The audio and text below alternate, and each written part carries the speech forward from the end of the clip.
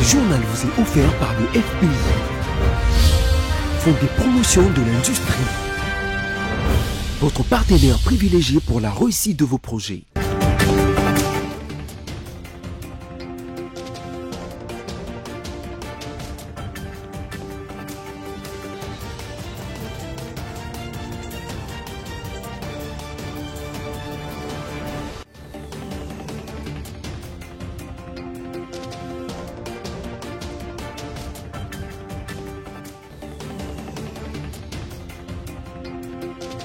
Si vous nous suivez depuis les États-Unis d'Amérique, nous sommes à Kinshasa, capitale de la République démocratique du Congo. Mesdames et messieurs, bonsoir. Voici le sommaire de ce journal.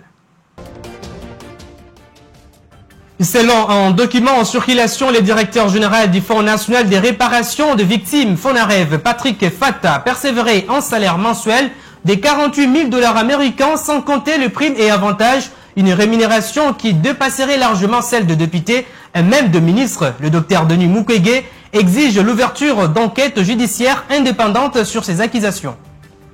L'organisation La Charte congolaise des droits de l'homme condamne la peine de mort infligée à Joseph Kabila Kabange, ancien chef de l'État congolais, qualifiant les verdicts de justice et de vengeance et partielle. L'organisation appelle donc au respect des droits fondamentaux. Un incendie a ravagé un mini-supermarché en Mbuji-Mayi au Kasaï oriental. L'un des rares mini-supermarchés de cette ville, au nom de Mbuji-Mayi FM, a été malheureusement détruit par cet incendie. Les premières enquêtes pointent un court-circuit comme cause probable du sinistre. Voilà tout pour les sommaires. En débutant ce journal avec cette actualité. Les réactions fusent de partout pour condamner les verdicts infligés à l'ancien président congolais Joseph Kabila Kabange par la haute cour militaire de Kinshasa. Dans un communiqué, l'organisation La Charte congolaise des droits de l'homme, CCDH, déplore un procès entaché d'irrégularités révélateur d'un système judiciaire fragilisé. L'organisation soutient l'appel des confessions religieuses pour un dialogue national inclusif afin d'éviter une dérive instable. Suivez. Plusieurs voix s'élèvent pour dénoncer la condamnation à la peine de mort de l'ancien président Joseph Kabila Kabange par la haute cour militaire de Kinshasa.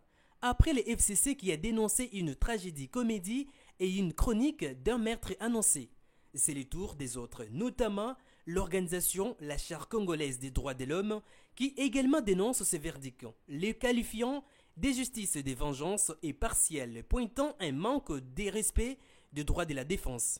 Dans un communiqué, les coordonnateurs de cette organisation regrettent que ces procès jettent une ombre supplémentaire sur un système judiciaire congolais déjà fragilisé par des pratiques sélectives et une instrumentalisation politique. Il a souligné que la justice ne doit jamais devenir un bras politique ni un instrument de vengeance, rappelant que Joseph Kabila, comme tout justiciable, a droit à une défense équitable, à la présomption d'innocence et à un jugement impartial. De son côté, les regroupements politiques LGD considèrent cette décision comme une tentative manifeste d'étouffer toute voix discordante et de réduire au silence les acteurs politiques de l'opposition. Une telle démarche fragilise davantage l'unité nationale et risque de plonger le pays dans une nouvelle spirale des tensions politiques et sociales. Les LGD appellent donc à l'unité nationale afin de préserver la cohésion et la stabilité du pays. Au dialogue inclusif entre toutes les forces vives de la nation, comme seule voie des sorties durables face aux défis sécuritaires, politiques et sociaux. Notons que l'ancien chef de l'État est également condamné au paiement des dommages et intérêts de 33 milliards de dollars américains, dont 29 milliards pour la partie civile, la République et 2 milliards pour chacune des parties civiles des provinces du Nord Kivu et Sud Kivu. Installé pour répondre aux attentes de justice des victimes des violences sexuelles et des crimes de guerre, le Fonds national des réparations des victimes FONAREV a vu sa gestion dériver en quelques années. Le document financier, le rapport des contrôles et les comparaisons internationales mettent en évidence une gouvernance verrouillée et une utilisation des ressources qui s'écartent de son mandat. Suivez. À l'occasion du 15e anniversaire de la publication du rapport Mapping des Nations Unies, le docteur Denis Mukwege, lauréat du prix Nobel de la paix, a mis des sévères mises en garde concernant le mécanisme des réparations destinées aux victimes des conflits en République démocratique du Congo. Il a pointé du doigt des allégations de corruption et des détournements qui ont achéré les fonds nationaux des réparations des victimes des violences sexuelles et des crimes de guerre FONAREV, ainsi que le fonds pour la réparation des victimes des actes de l'Ouganda. Frivao. D'après un document révélé par un média belge, le directeur général Patrick Fata persévérait en salaire mensuel de 48 000 $ américains, soit plus qu'un ministre ou un député, sans compter le multiples avantages, indemnités, des logements et des mobilités, frais de mission ainsi qu'un véhicule de fonction de type SUV, avec un budget annuel de 64 millions de dollars financé en grande partie par la redevance minière issue du nouveau code minier. Les FONAREV s'imposent désormais comme les nouvelles Eldorado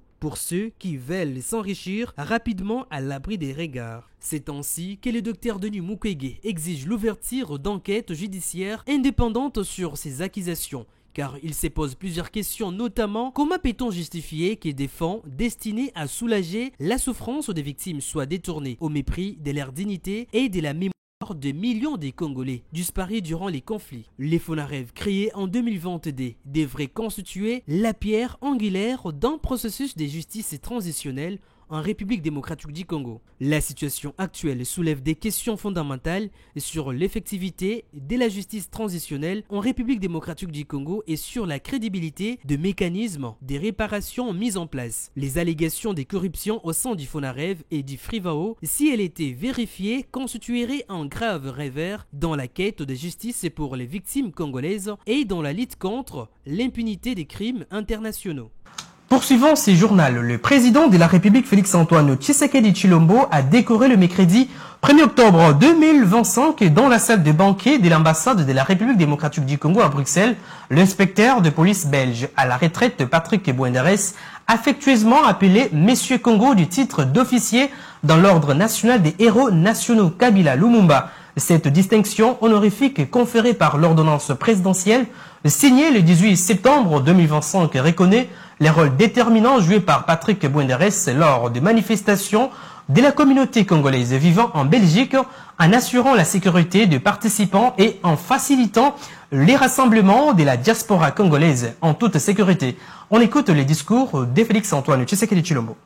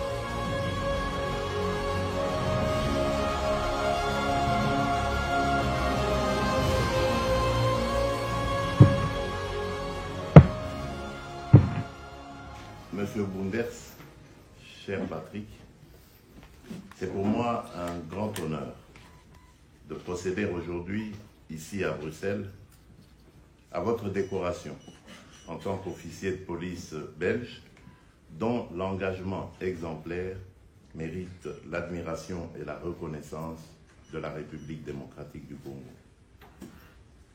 Au-delà de la carrière au service de votre pays, vous vous êtes distingué par votre engagement exemplaire lors des manifestations de la communauté congolaise en Belgique. Par votre professionnalisme, votre sens du devoir et votre disponibilité, vous avez su garantir la sécurité des manifestants et faciliter le bon déroulement des rassemblements, contribuant ainsi à prévenir toute tension.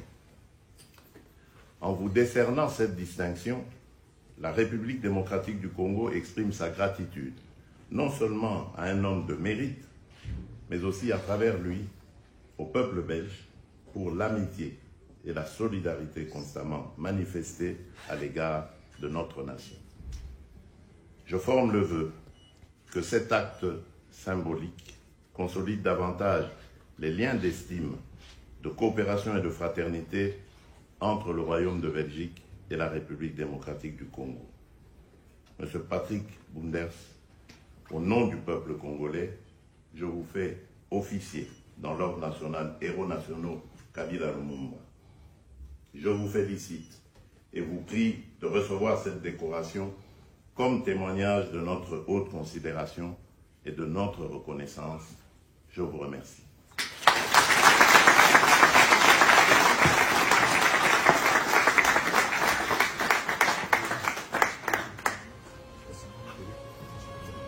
C'est parfait. Voilà.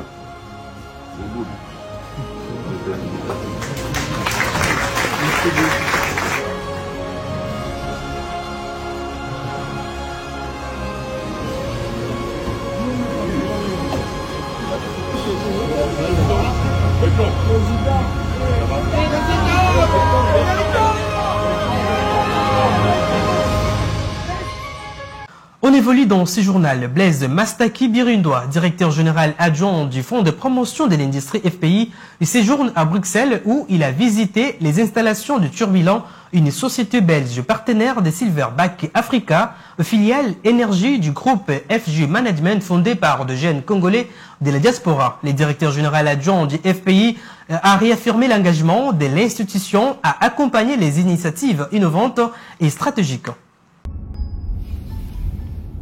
En séjour à Bruxelles, le directeur général adjoint du Fonds de promotion de l'industrie, Blaise Mastaki Birindoa, a visité les installations des Turbulents, une société belge partenaire de Silverback Africa, filiale énergie du groupe FG Management fondé par des jeunes Congolais de la diaspora.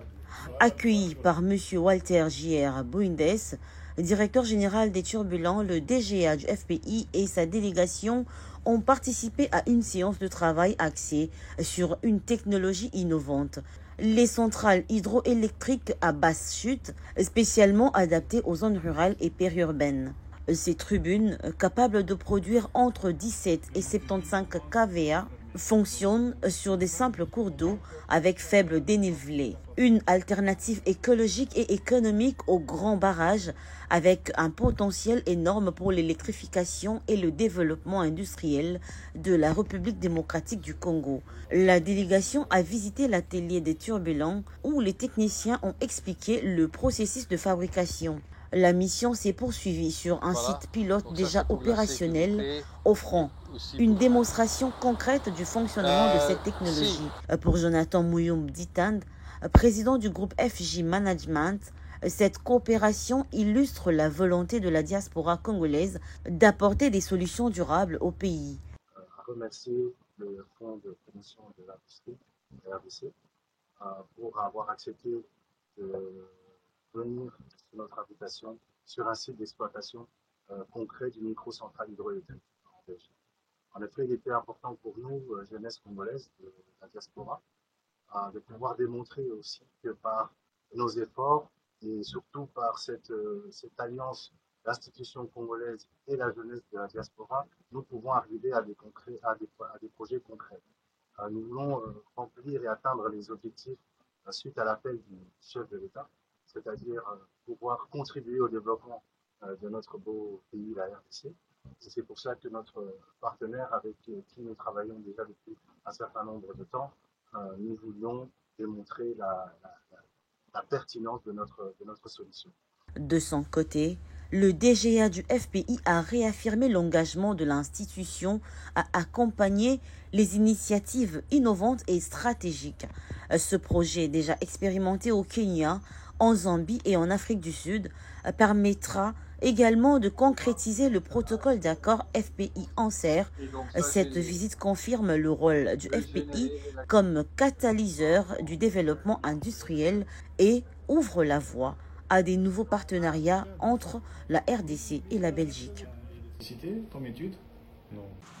Du 1er au 4 octobre 2025 à Rabat, au Maroc, le vice-premier ministre, ministre de l'économie nationale Daniel Moukoko Samba, représente la République démocratique du Congo au 40e forum Crans-Montana. Au cours de ces forums, la République démocratique du Congo a mis en avant les ports en eau profonde de Banana, connectivité et coopération atlantique vers une ère des confiances et des progrès et les thèmes choisis pour cette édition. Ginette Fika nous en dit plus.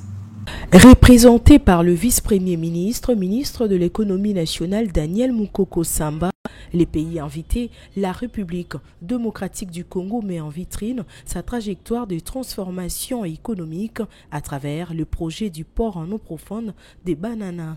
Au 40e forum Crans-Montana à Rabat, au Maroc, la première phase prévoit un quai de 600 mètres et un tirant d'eau de 18 mètres, dimensionné pour accueillir les plus grands navires en service. Cette infrastructure est présentée comme un point d'appui pour renforcer la coopération sud-sud sur l'Atlantique et accroître l'attractivité logistique du littoral congolais.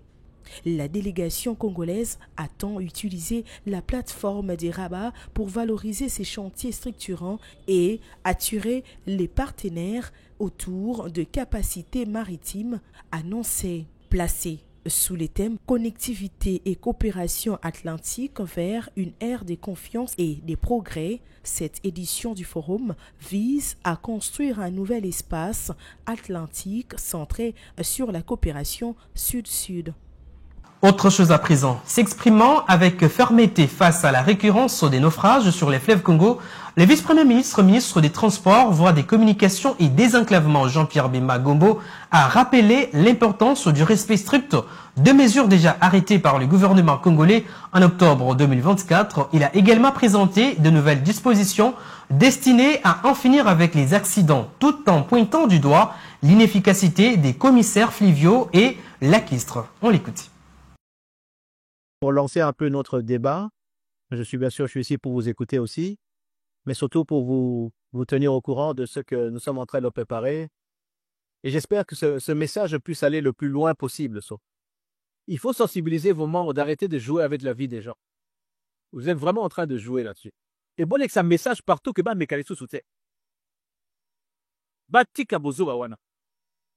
c'est vraiment de l'inconscience. Et bino propriétaire. Kolo ya baleinière en bois, il faut que ça bloque. Bon, au bout bozui pour la bateau, yo ba yo kufa la ba 3 accidents et aussi bicolo. Combien bois possible combien 100, $200.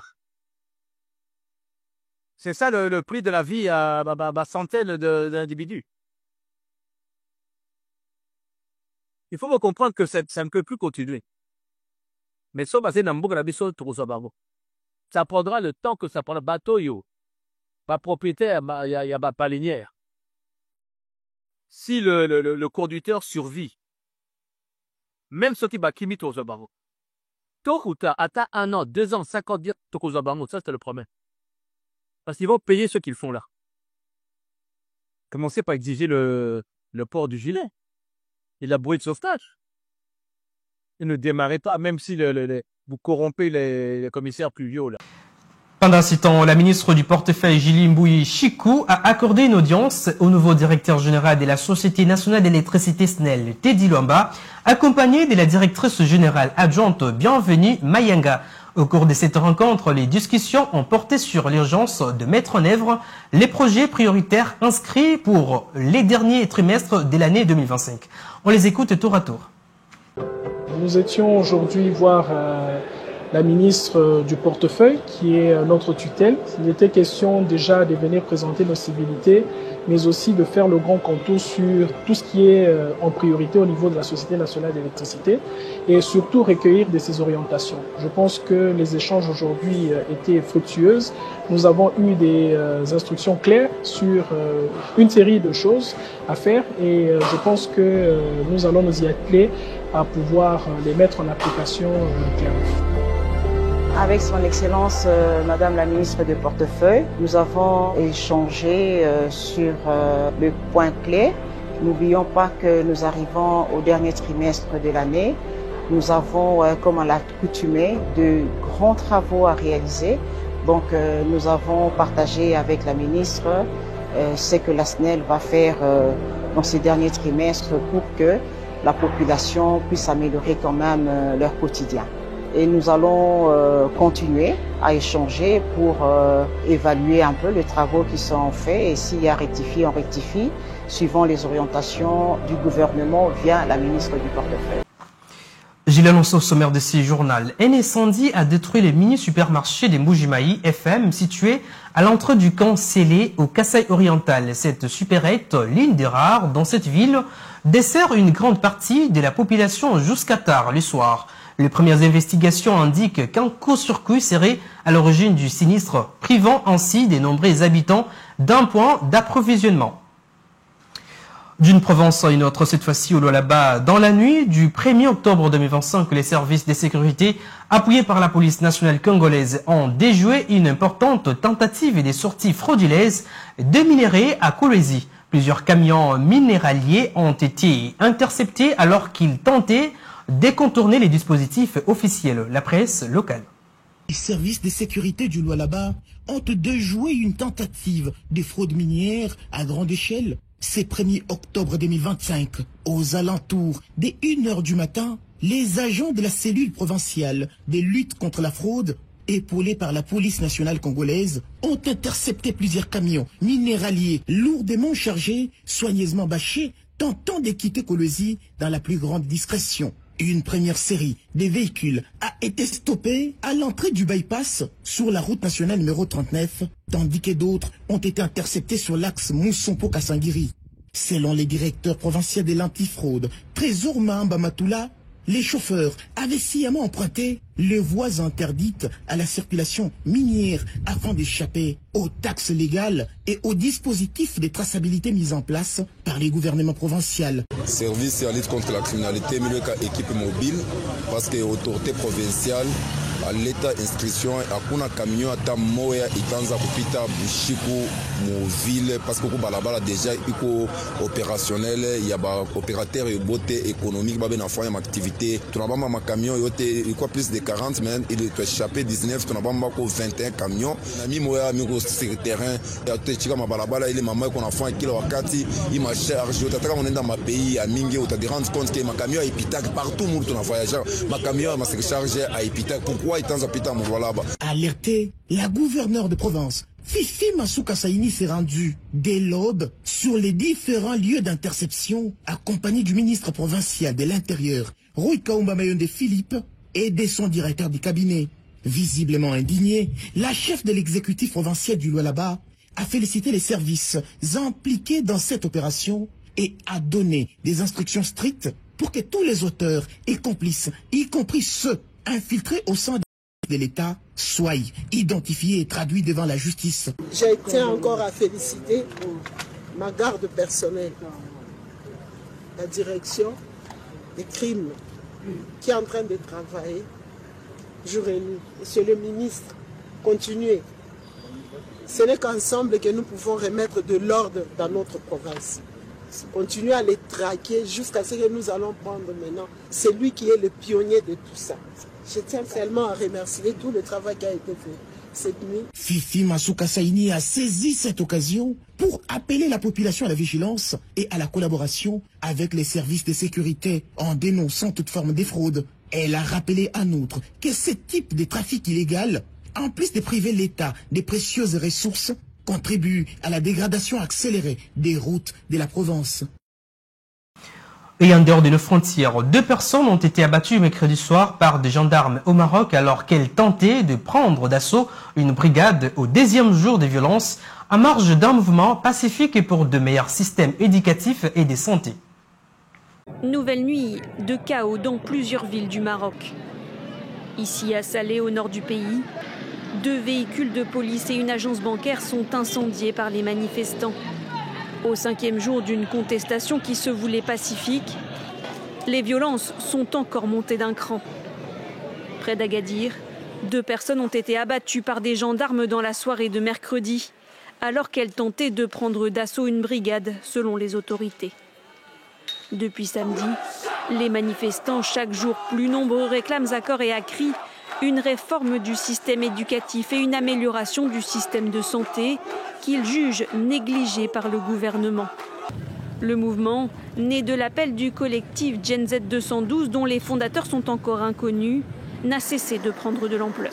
Moi, je pense que tant que la répression est là et tant que, que les jeunes sont encore en prison, emprisonnés, empêchés de pouvoir s'exprimer, la colère va continuer. Ces jeunes ont inventé de nouvelles façons de faire les choses, c'est-à-dire que, par exemple, on va appeler à manifester 2 heures avant, enfin, on va donner le lieu de la manifestation 2 heures avant pour justement éviter que les autorités puissent s'organiser pour la répression. Pour la première fois depuis le début du mouvement, les manifestations étaient pourtant autorisées ce mercredi. Ce journal touche à sa fin, mais avant tout les rappels des principaux titres. Vous l'avez suivi dans ce journal, selon un document en circulation, le directeur général du Fonds national des réparations des victimes, FONAREV, Patrick Fatta, persévérait en salaire mensuel de 48 000 $ américains, sans compter les primes et avantages, une rémunération qui dépasserait largement celle de députés et même de ministres. Le docteur Denis Mukwege exige l'ouverture d'enquêtes judiciaires indépendantes sur ces accusations. Vous l'avez également suivi, l'organisation La Charte congolaise des droits de l'homme condamne la peine de mort infligée à Joseph Kabila, ancien chef de l'État congolais, qualifiant les verdicts de justice de vengeance et partielle. L'organisation appelle donc au respect des droits fondamentaux. Et enfin, un incendie a ravagé un mini-supermarché en Mbuji-Mayi au Kasaï oriental. L'un des rares mini-supermarchés de cette ville, au nom de Mbuji-Mayi FM, a été malheureusement détruit par cet incendie. Les premières enquêtes pointent un coup-sur-coup comme cause probable du sinistre. Ce journal est complètement terminé. Merci de nous avoir suivis. Bonne suite des programmes sur votre chaîne BC Télévision. Au revoir.